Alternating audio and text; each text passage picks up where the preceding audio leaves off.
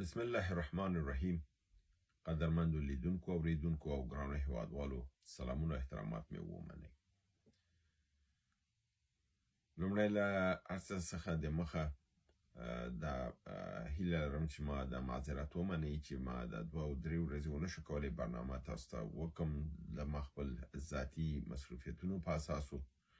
او د نړۍ په سطحه د تغییراتو او تبادلات تاسو ته معلوم روانو د دغې د تعقیب لپاره به وخته صحبت کول هم لازم نه وو، ځکه چې موضوعات ګمبیر وو، معلوم نه وو چې کوم خواته ځي. نو یو څه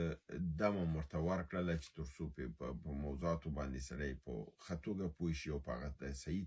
طریقې سره خپل دوستانو ملګرو او ملت ته وړاندې کړي. ګرچې د دوحې د ناستې په هکله زما دریځ واضح و او ما د اول نه ویلي و چې دا ناسته د ده لپاره کیږي چې ملګرو ملتونو خپل هغه ناکامي مخه ونیسي او د اروپو ځانته کیږي او هم چنان اسلامي امارت هم په دې جریان کې را داخل کی او دواړه طرفه پیسې خوشاله د دغه زینه لاړ شي. فکر کوم چې زما د خبره اکثره نه په خپل ځای باندې پر ځای شوې دي، ځکه چې ملګرو ملتونو سره دی چې د هغې په نظر باندې دا یو د زهرو غړپو چې دی وکړه چې خپل ټول اجنډا یې شاته وغورځوله او اسلامي امارت هغه 2 اجنډا چې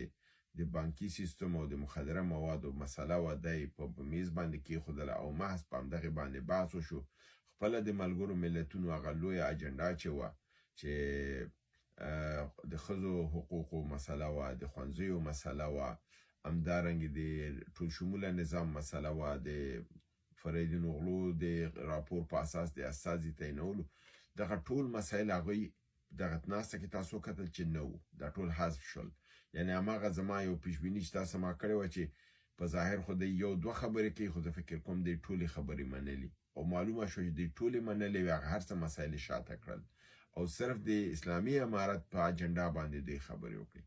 دلته اوس دوستان دا پوښتنه کوي چې دا کار ولې وشو؟ آیا د اسلامي امارت لپاره کاملا کامیابي ور لاسته راوړله او د ملګرو ملتونو ته ناکامي وه؟ په ظاهري توګه که ونیسو دا ویلی شو چې په دې پړاو کې اسلامي امارت لاس بره کړ او د ده اجنډا ومنل شوله، د دې خبره ومنل شوله او ملګرو ملتونو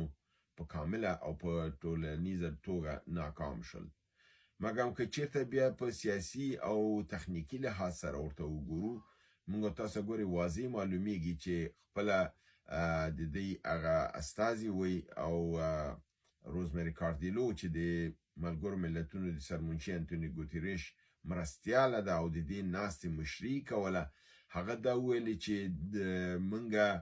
خپل مسایل شاته نه دي غورځولي، زموږ اجنډا پر ځای ده، په هغه باندې به بحث او خبرې کیږي، خو دا موږ د ده لپاره وکړه چې موږ غواړو ګام په ګام د اسلامي امارت سره مخکې لاړ شو او هغې د تعامل او د پروسې ته را دننه کړو.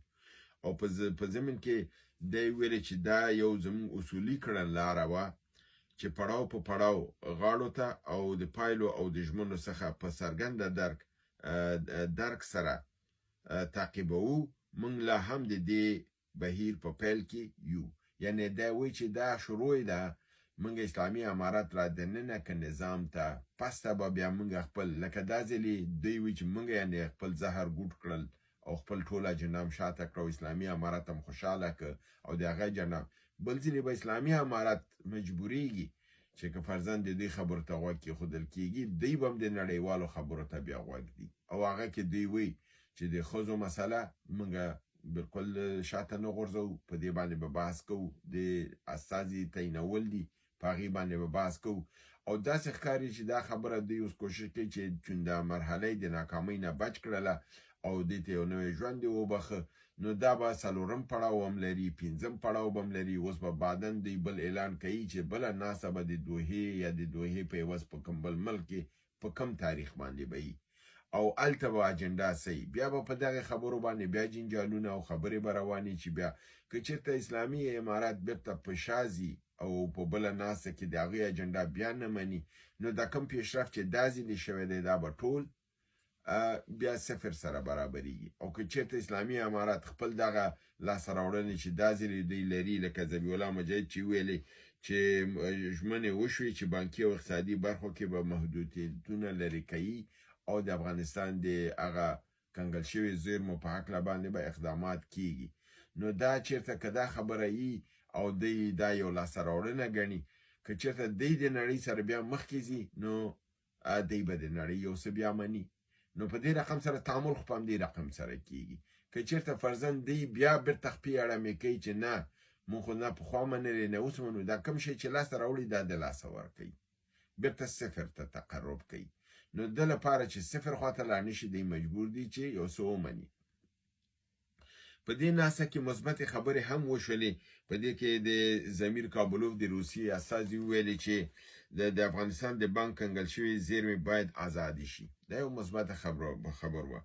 آصف دوراني د پاکستان استازي ویلې چې له افغانستان سره مرستو ملاتړ د امنیت د دوام او د ګواښونو له منځه وړلو لامل ګڼل کېدلی شي، یعنې کېدی شي. دا مثبته خبر ده، خو دې خلکو باندې اعتماد نه دی پکار. او ایران هم مثبت نظریات دغه کړل، ویل چې د افغانستان اقتصادي دغه کې باید دوی سره مرسته وشي او په ضمن کې دوی هم باید د نړۍ د هغه غوښتنو سره چې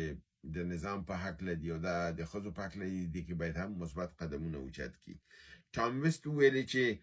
د امریکای استازي چې د امنیت او فساد د مخنیوي په برخه کې د اسلامي امارت حکومت بریالی دی. دا ډیره مثبته خبر ده او غټه خبر ده چې دې کړې ده چې اسلامي امارت د امنیت او د فساد له مخنیوي کې بریالی دی. دا که چېرته دی دا مني نو باید لاسې هم ونیسي او همکاري هم باید وکړي. په عین حال کې د امریکای استازي دا خبره هم وکړله چې ټامس دا وویلي چې له آسیایي او نړیوال بانک څخه مو غوښتي تر څو په افغانستان کې د بشري مرستو ترڅنګ سوداګریز او اقتصادي کارونه هم وکړي. که چېرته دا کار شوی خو دا په خپله ښکاره کوي چې دوی هغه غواړي چې اقتصادي بندیزونو باندې نرمش راولي، په افغانستان کې پانګونې وشي او د افغانستان په حساب په بیا رغونه کې اقتصادي دا وشي. ځکه چې نړیوال بانک او آسیایي بانک ته که دا اجازه ورکړل شوله نو دې معنا دا ده چې بانکي سیستم به باول روغیږي چې بانکونه به کومک کوي، ځکه دا پیسه خو نقده نه راځي، دا د بانک په ترو باندې راځي. نو دا یو مثبته خبر ده او دا خلک لاسته راوړنه ده. په بل خبره دا وه چې هلته ټول د دغه نه خوشحاله وو چې دا ځلې هیئت بدل و، اگر چې دا د ټیټې پایې هیئت و خو د دې هیئت د راوش نه دوی خوشحاله وو. دلته یو ځل بیا ازما د کال یو نیم کال غوښتنه چې اسلامي امارت نه مې کوله چې تاسو خپل استازی بدل کړئ، خپل تګلاره بدله کړئ، تاسو هر ناسته یو کس یوه ډله مه لېږئ کېدای شي تاسو کامیابي. نو دا ځلې ثابته شوله کله چې دی هغه د نړیوالو عکس العمل هم دا و چې د ذبیح الله مجاهد په حساب صحبت کول، طرز عمل او د جواب ورکولو طریقه ډیره مثبته وه، ډیره ښه وه نسبت د دې مخکیني هیئتونو نه. نو دلته دا ښکاري چې د هیئت بدلول او د ماهرو کسانو ډله کې راوستل دا مثبت نتایج لري او مثبت خواطو ته تاسو وړي. فلهذا په مجموع کې دغه تګ د ملګرو ملتونو لپاره خو د یو ناکامۍ باعث و، ځکه اوس هغوی ته یو سردرد دی، هغې به خزینه ورسره کیني، هغې ته به قناعت ورکوي او قناعت دوی دپاره اسانه هم نه دی. مګر په عین حال کې دې غاړه اسلامي امارت دا دور کې خپل اجنډا مخکې ویوړله، خپل په اجنډا باندې خبرې وکړې، خپل مسایل دوی ته واورول او په هغې کې دوی لاسته راوړنې لري. او که خدای وکړي چې په ده باندې کار وشي او په همدغه باندې عمل وشي، یعنی اسلامي امارت ته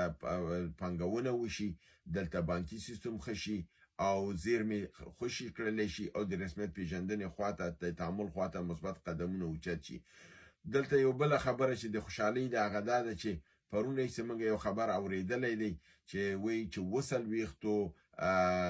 جنکیو خصوصي مکتبونو ته اجازه ورکړل شوې چې د 6 نه تر 12 پورې د جنکیو ته د تعلیم دروازه خلاصه کړي. که چېرته دا کار شوی او دا خبر دغی نو په دې اساس باندې بیا موږ دا ویلو چې اسلامي امارت مثبت قدم اوچت کړی دی. دا د تعامل لپاره ډیره ښه خبر ده، د خوشحالۍ خبر ده د ملت لپاره او د نړیوالو لپاره، او د هغوی هغه پلمونه به یو قدم کم شي او په آینده کې به اسلامي امارت په دې ساحه کې نورې هم کامیابیګانې لاسته راشي او